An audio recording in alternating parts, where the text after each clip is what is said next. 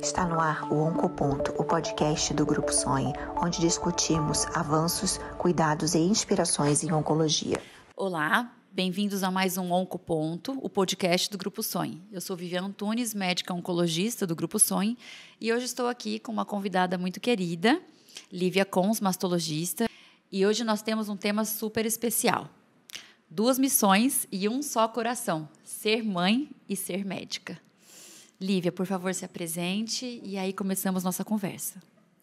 Olá, meu nome é Lívia, eu sou médica mastologista, então atualmente eu trabalho no serviço público e também no serviço privado. Sou mãe da Manuela e do Guilherme e estou aqui para a gente conversar um pouco sobre essa difícil, mas muito bonita arte de tentar conciliar a maternidade e a medicina.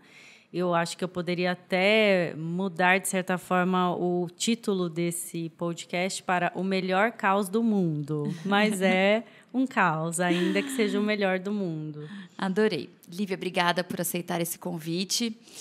Eu começo contando para vocês que essa não é a primeira vez que a gente tenta marcar esse encontro. E isso, para mim, ficou muito emblemático, porque eu e a Lívia já tentamos marcar esse encontro anteriormente. E o nosso encontro ele foi interrompido por demandas maternais da Lívia. E isso, para mim, foi muito emblemático, porque toca em um dos pontos que a gente quer trazer aqui, de como realmente a gente lida com esse nosso desejo enorme de continuar produzindo, de continuar tendo a nossa vida laboral, que muitas vezes foi muito planejada, muito sonhada, muito pretendida e é muito curtida por nós. E de também conseguir ser a melhor mãe possível. Eu já não falo mais a melhor mãe do mundo, porque eu acho que já nem é muito mais saudável pensar em melhor mãe do mundo, mas a melhor mãe possível. Então, a gente tentou marcar outras vezes e puxar esse gatilho me traz um pouco à tona de que existem dificuldades aí nesse caminho. Embora eu concorde com você, a jornada ela é mais incrível do que difícil, mas moram algumas dificuldades aí. Vamos começar falando, para a mulher médica, em especial, a escolha do momento de ser mãe, né? Queria que você contasse um pouco como foi isso para você e como você enxerga esse momento. Eu acredito que muitas mulheres médicas vão nos ouvir. E esse momento, para mim, foi muito potente. Já foi um desafio nessa escolha. Então, queria que você contasse um pouquinho sobre o momento dessa escolha. Realmente, para mim também foi uma das questões mais importantes assim, que eu já tive. Porque, se a gente voltar um pouco, a nossa formação é longa, de modo geral. Então, tem, para a maioria, os anos de cursinho, depois 6 anos de faculdade, depois residência médica e outras coisas que a gente eventualmente queira fazer, mestrado, doutorado. Então, já é uma formação mais longa. Eu vi as minhas amigas, por exemplo, de Americana, com no máximo 30 anos, já tendo suas crianças, seus filhos. Com 30 anos, estava no meio da residência e, assim, nenhuma perspectiva ainda de ser mãe. Só que é incrível isso, porque eu brinco que eu sou super científica de pensar sobre as coisas de um modo bastante científico mesmo, de pensar, raciocinar. Mas, em dado momento, para mim, pelo menos, a natureza gritou, assim, porque veio um desejo relacionado à maternidade que, de novo, não precisa ser e não é universal. Eu acho que esse ponto é importante. Assim, isso não precisa acontecer para todas as mulheres, mas para algumas, muitas, isso vai acontecer. E é muito bonito, assim, se não fosse dolorido, essa força da natureza. Então, para mim, foi isso. Veio um desejo muito importante de ser mãe. Eu já tinha 34 anos. E aí começam as questões relacionadas a concretizar esse desejo, que para a mulher médica também não costuma ser tão simples. De novo, com algumas exceções, isso envolve um tempo para você conseguir se planejar, organizar, conseguir estar numa relação e até do ponto de vista de fertilidade mesmo. Existem estudos mostrando que carga de trabalho, que nosso hormônio antimileriano, depois dos 30 anos, a gente já tem uma queda, reserva ovariana, que são coisas das quais a gente nunca teve grandes preocupações, mas que nesse momento vem muito à tona. E aí foi um processo mesmo, não foi demorado, como acontece para algumas amigas, mas também não rápido, e acho que foi um ponto muito importante da minha vida mesmo como médica, de estar nesse outro lugar de paciente, me fez enxergar também a medicina de um jeito bem interessante, não sob essa posição de estar como médica e sim como paciente, mas acho que a grande mudança, a experiência foi depois, foi o puerpério, como lidar com já ter a criança, o puerpério e as outras várias coisas em medicina que eu queria continuar fazendo. Sim, assim como para você, eu tive essa sensação, né? De repente, eu falo que eu brinco, né? Que passou lá uma fada que jogou uma purpurina à noite lá na minha cabeça e eu acordei e falei assim, eu preciso, não era nem eu quero, eu preciso ser mãe. Era uma coisa muito da natureza mesmo. Eu menciono como algo da fêmea mamífera, que não acontece para todas, mas realmente eu também senti isso. E aí, Lívia, uma coisa que aconteceu muito para mim foi viver uma certa dificuldade de interpretar o seguinte: eu depositava muito da minha energia e da minha felicidade, do que eu tinha de prazer na vida profissional, na vida laboral. E eu não estava acostumada a ter algo que fosse um competidor com isso. Logo no momento do desejo mesmo de engravidar, isso já se tornou um competidor. Não sei se o melhor é falar competidor, mas é isso. Eu estava muito acostumada a ter essa vinculação toda de felicidade, prazer, de recompensa vinculada ali ao trabalho. Assim como o meu marido também estava acostumado com essa mulher, que até então assim vivia. E depois que eu tive a criança, isso ficou, a minha primeira criança, eu tenho 3, felizmente tenho 3, fui abençoada com 3 filhos, que muito, muito me ensinam. Eu tive mais ainda essa questão, eu vivia realmente uma certa dualidade de onde eu ia depositar energia, de como eu tinha agora aqui um competidor da minha energia e que para mim era algo absolutamente inexorável à minha existência. Não tinha como eu viver aquilo de uma forma diferente. E para a mulher médica, eu acho que isso é algo bastante prevalente. Porque, geralmente, a mulher que segue essa carreira, como você falou, a gente deposita muito da nossa vida ali. Muitos anos, muito tempo, muita emoção, muita energia mesmo na vida laboral. E acho que por isso que é tão intenso para a gente viver esse momento. Isso logo no início. Para você foi assim também? Como é que você viveu isso? É curioso porque eu tinha uma frase que eu falava para o meu marido, né? Então, quando a gente namorava ainda, que eu dizia: eu não vou ser infeliz se eu não for mãe. No sentido de que a minha vida estava muito cheia de outras várias experiências e que eu dizia isso: eu não vou ser infeliz se eu não for mãe. Até porque a gente estava muito acostumado, de certa forma, a esse protagonismo do que se quer, vai lá e se consegue, ainda que isso demande muita batalha, muita luta. Assim. Então, eu lembro, por exemplo, com muita intensidade, dos 2 anos antes, eu fiz Unicamp, estudei muito para conseguir passar na faculdade, e depois de eu ter conseguido passar, ficou, de certa forma, na minha cabeça uma sensação de um certo protagonismo com a vida, que interessante, porque isso vai mudar muito depois da maternidade, mas um certo protagonismo mesmo de o que se quer, se vai e faz. E a maternidade vai derrubar isso absolutamente. E aí, quando eu decidi que eu queria ter filhos, e quando eu engravidei a primeira vez, eu evoluí com aborto espontâneo. E aí, essa sensação de eu não vou ser infeliz se eu não for mãe, acabou. Absolutamente, assim, acabou. Foi por água abaixo naquele momento. É como se eu nem conhecesse mais, de certa forma, eu mesma, porque é algo que eu sempre disse não fazia mais sentido naquele momento. E essa questão do protagonismo da vida também, porque, de repente, você se vê muito, querendo muito que a tua vida seja recheada por um outro ser e que não depende só de você, como talvez as outras coisas que eu já tivesse feito até então. Sim, sim, eu tive um sentimento bastante parecido.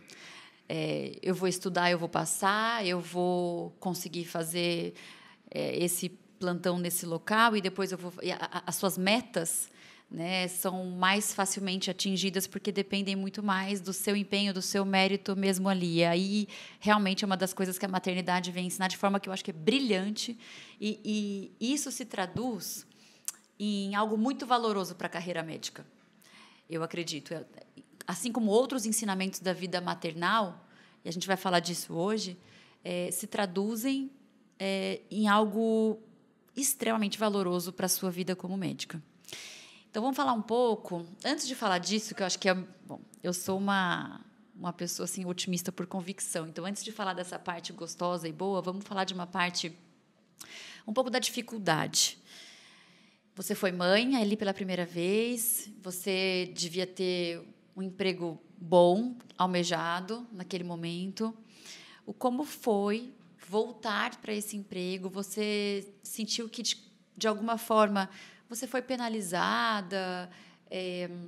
Como você se sentiu acolhida, não só em casa, por rede de apoio que começa ali com marido e família mais próxima, mas pela sociedade, pelo governo, pela instituição em que você trabalhava, pelo grupo em que você trabalhava? Como foi isso? Como foi esse retorno? É muito doído, no fundo, porque durante o final da gestação, na verdade, durante toda a gestação, eu agia como se eu não estivesse grávida e conseguia, na verdade, manter as minhas funções absolutamente normais, entre aspas, porque existe até meio que um mito na nossa cabeça de que ser produtivo nos faz ser bons médicos. Essa máxima foi até o último dia, assim, das minhas 2 gestações. E aí, o que acontece? Eu tive a Manu, a minha primeira filha, na pandemia. Então, já começou um pouco antes a bagunça, porque eu tive de ser afastada no final da minha gestação, porque ninguém sabia o que ia acontecer com as gestantes naquele momento. O mundo estava parando, e, enfim, não sabia exatamente o que aconteceria com uma gestante grávida em 2020 trabalhando no hospital. Então, a bagunça, de certa forma, já começou um pouco antes. Mas a volta é um momento muito, muito importante, assim, da vida da mulher, mãe e médica. Eu me senti acolhida pelas pessoas, senti que, de certa forma, eu voltei a ocupar um papel ali onde eu estava, que eu era referência de mastologia daquele ambiente onde eu estava. Mas eu mesma tinha que lidar com uma série de questões, com o tempo, com isso de me sentir produtiva. A nossa cabeça muda completamente. E aí o cenário na minha segunda gestação, que foi muito diferente, porque daí, quando eu estava prestes a voltar da minha licença, muito antes, na verdade, 2 meses depois de eu ter parido, de eu ter entrado na segunda licença, eu tive uma redução de 50% da minha carga horária do local onde eu estava. Então, do dia para a noite, eu fui reduzida nas minhas horas e, obviamente, proporcionalmente no salário também. E foi algo que daí me fez pensar em um monte de coisas. Será que isso aconteceu por causa da gestação? Será que isso aconteceu?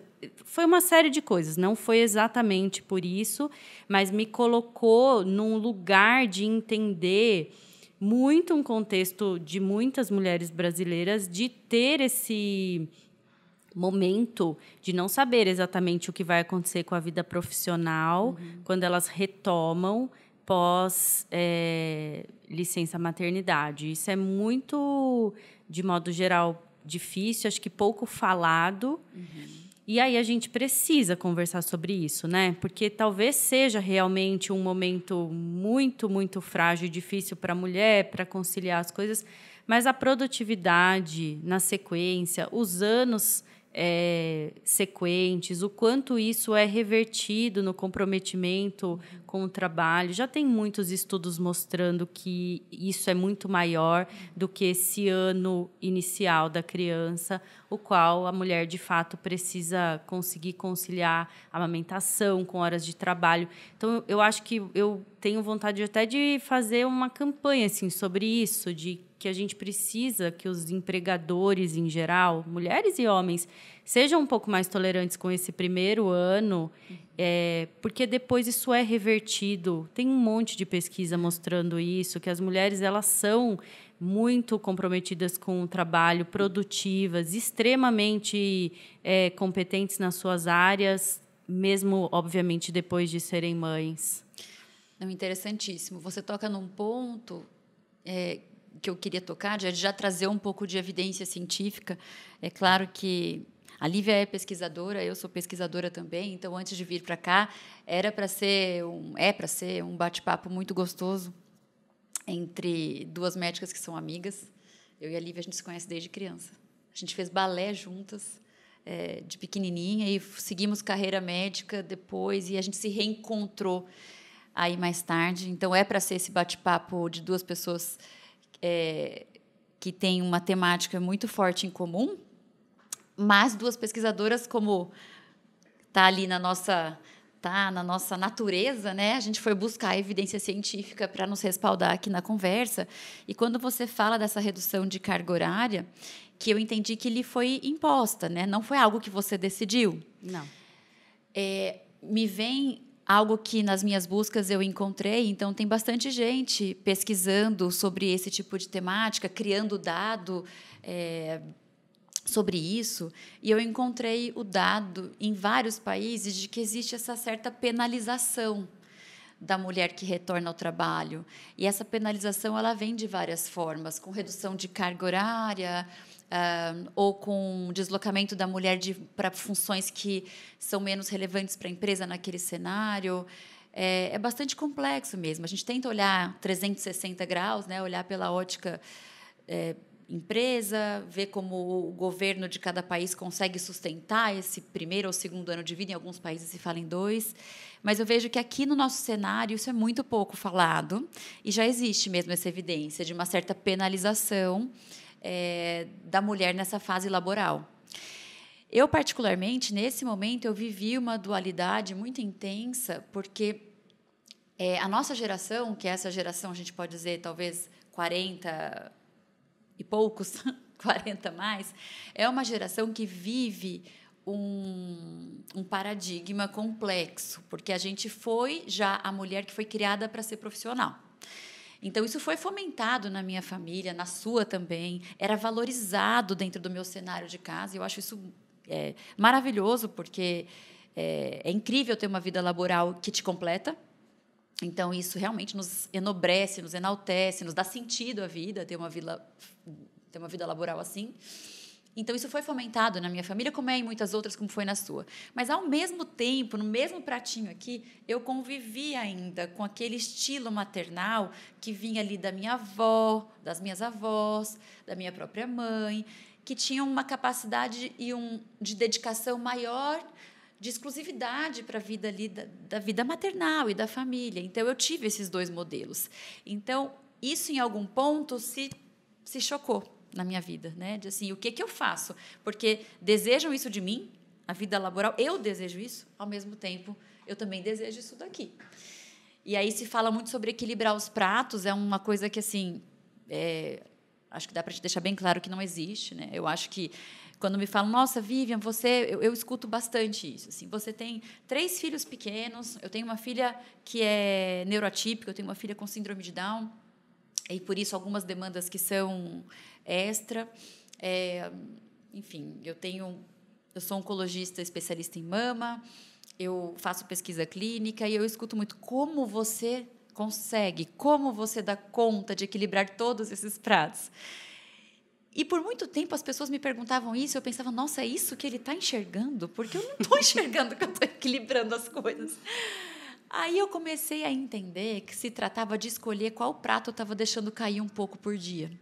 E lidar com isso, de que sim, um prato cai. Às vezes é um filho que vai deixar de fazer alguma coisa, às vezes é uma reunião que você queria estar e que ali não vai dar.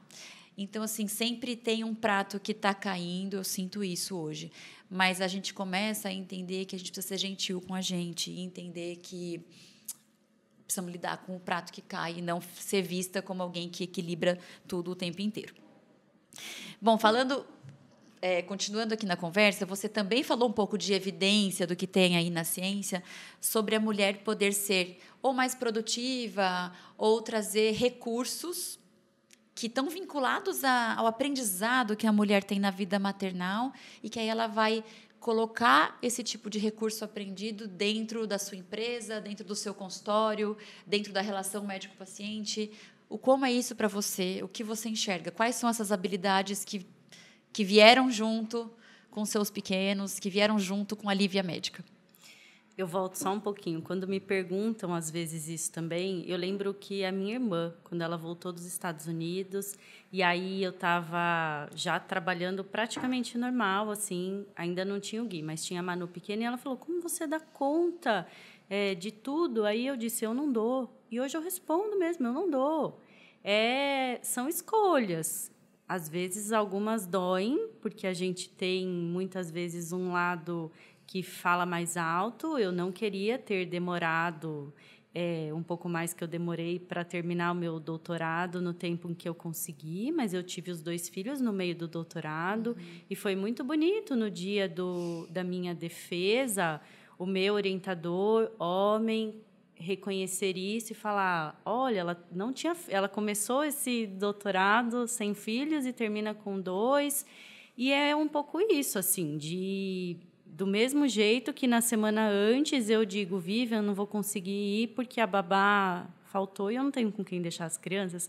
É isso, assim, não se dá conta de tudo, existem escolhas do que se consegue e do que não se consegue fazer, mas isso é tão legal porque essa flexibilidade que a gente ganha na raça com a maternidade, a gente leva para outros campos também. Então, eu me considero uma pessoa muito mais flexível, mais tolerante, mais aberta a tentar resolver as questões no trabalho, eventualmente de ouvir muito mais. E são características que certamente a maternidade me trouxe, que muitas vezes a gente não tem a dimensão do que é aprender com seres tão pequenos, mas que nos ensinam muito sobre tolerância, sobre paciência, sobre flexibilidade. Então, acho que essas são características que, obviamente, os homens e os pais também podem ter. Mas do jeito que a maternidade é construída mesmo para nós, médicas, que sempre fomos, de certa forma, autônomas na nossa profissão. Isso é muito mais importante no sentido de que já começa com uma mudança corporal a qual você não escolhe. E aí, dentre essas várias mudanças, que você não sabe muito bem a dimensão, a criação, com certeza, para mim, foi a mais intensa de todas, mas que certamente refletiu no meu modo de interagir com todas as outras pessoas e com as dificuldades do meu trabalho. E, a longo prazo, de novo, acho que é muito, muito produtivo mesmo depois, apesar de ter essa questão que a gente falou, de muitas vezes ter que abrir mão de um prato, porque senão um outro vai quebrar, e assim a gente vai se ajustando. Mas aí eu lembro de uma outra questão também, que uma psicanalista que eu gosto muito, chamada Vera Iaconelli, fala que é preciso uma sociedade para criar uma criança. E muitas vezes a gente, até acostumada a esse papel de autônoma, de decisão, acaba tomando muito por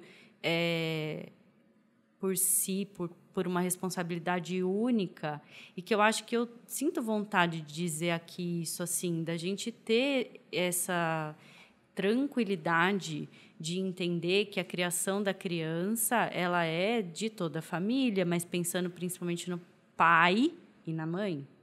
Não é só a mãe, porque senão a gente vai ficar se sentindo insuficiente quase o tempo todo. Eu acho que, de certa forma, para diminuir essa culpa, que é uma das outras coisas que a gente conversará aqui, pensar nessa ideia de que a criança é um ser que precisa de várias criações. A nossa, como mãe, é fundamental, mas não é única. Eu acho isso brilhante. Eu demorei um tempo para entender isso. Acho que vem muita coisa. Quando a gente se torna mãe, vem muito da bagagem do que foi a nossa criança, do que a gente foi criança, do que foi a nossa experiência enquanto criança. E, enfim, por questões muito da minha jornada, eu tive uma dificuldade de entender que é brilhante a criança poder ter outras pessoas trazendo referências de cuidado diferentes, né, dentro dos valores do que a gente compreende por seus valores que acatamos na nossa família, mas essa criança poder ter essas outras vivências, essas outras experiências. Você traz duas questões na sua fala que me pegam muito e que eu não queria deixar escapar. Uma, e que me emocionou, é saber dessa sua jornada. Eu não lembrava disso, Lívia, né? E como mais uma semelhança, eu defendi o meu mestrado com 34 semanas de gestação. Então, aquele barrigão. E eu acho que, para mim, isso gerou uma sensação que eu atribuo claramente à vida maternal, que é de potência. Eu tive essa sensação nos meus partos também, e eu acho que você também teve, já me comentou, da gente sentir assim, uma força, uma potência, um orgulho próprio mesmo, de falar, eu posso. E isso dá muita energia para a gente falar, eu posso muito. Então, eu pensando em você defendendo com 2 filhos, eu defendendo grávida, a mulher é um ser incrível. E isso dá uma sensação de potência mesmo, que eu coloco essa energia em tudo que eu faço, sabe? Todos os dias, para a resolução dos problemas. Eu acho que me volta a sensação do parir, ou me volta a sensação daquela gestante de 34 semanas defendendo o seu mestrado, que eu também comecei 4 anos antes, então não estava nem pensando em ser mãe quando eu comecei, mas essa sensação da potência, que me volta muitas vezes na vida, de eu estar numa circunstância difícil, às vezes com paciente, às vezes dentro de um trabalho que eu estou executando, de falar, volta essa potência aqui. Então, acho isso brilhante na vida maternal. E a outra questão é que você menciona o que as Big Techs, as empresas ditas empresas do futuro, chamam de soft skills, que são as habilidades, ditas habilidades do futuro, que já são as habilidades do hoje. O que as empresas procuram nas pessoas? Flexibilidade, poder empático, gestão de problemas, liderança. E quando você traz que a sua vida, a maternidade te trouxe mais tolerância, mais olhar para o outro, é interessantíssimo de notar. Eu fui procurar a evidência científica disso e a gente vê que estudos mostram que, por neuroplasticidade, o cérebro da mulher que é mãe, ele desenvolve mais facilmente relações empáticas. E isso é brilhante. E isso eu vivi demais, porque eu falo uma coisa interessante. O meu tempo ficou mais curto, mas o meu apreço pela vida humana é muito maior. E aí eu não estou falando só pela vida dos meus 3 filhos, não. É pelo apreço de qualquer outra vida humana. Não é só para criança que eu estou falando. Então, o tempo reduziu, mas o meu apreço pela vida ele é infinitamente maior. E isso, para um médico que cuida da vida humana, é gigante.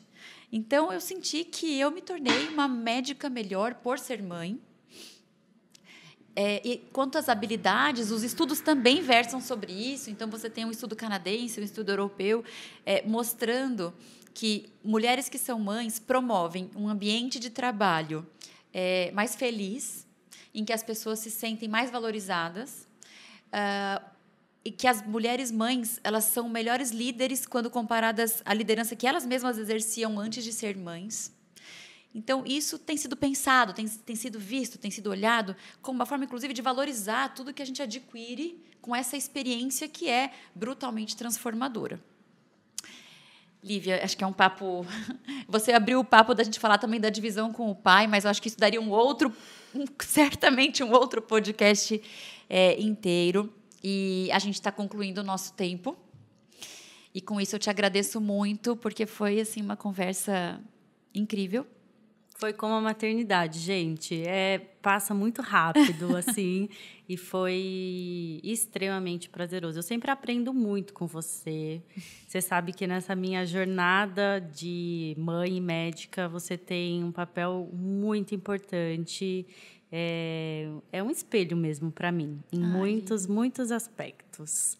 E acho que não teve nada na minha vida que tenha me mudado tanto quanto ser médica e ser mãe.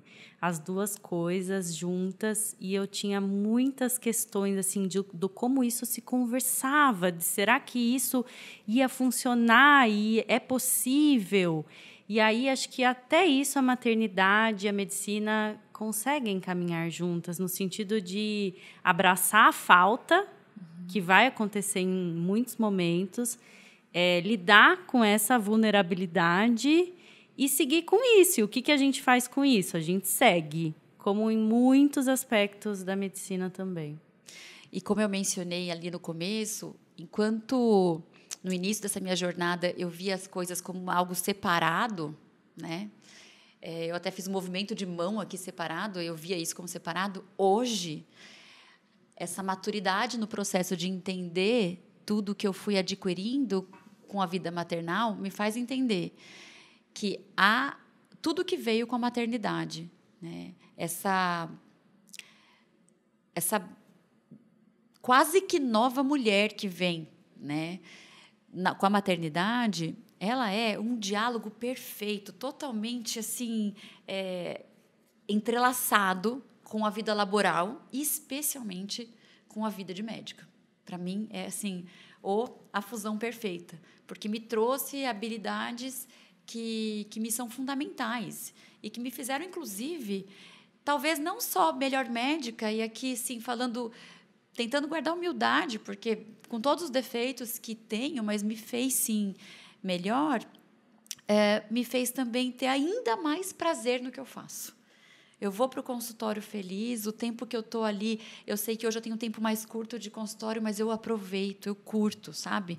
Eu tenho as preocupações que estão lá em casa e, às vezes, eu vou para o consultório com as preocupações, sim, mas isso não é de todo o que atrapalha. Não é de todo o que atrapalha, porque ali também eu encontro o meu acalento de me encontrar com aquele eu que existe, que também gosta de existir sendo essa mulher que é profissional. Lívia, muito obrigada. Obrigada a todos que escolheram nos ouvir em mais um Oncoponto. Está no ar o Oncoponto, o podcast do Grupo Sonhe, onde discutimos avanços, cuidados e inspirações em oncologia.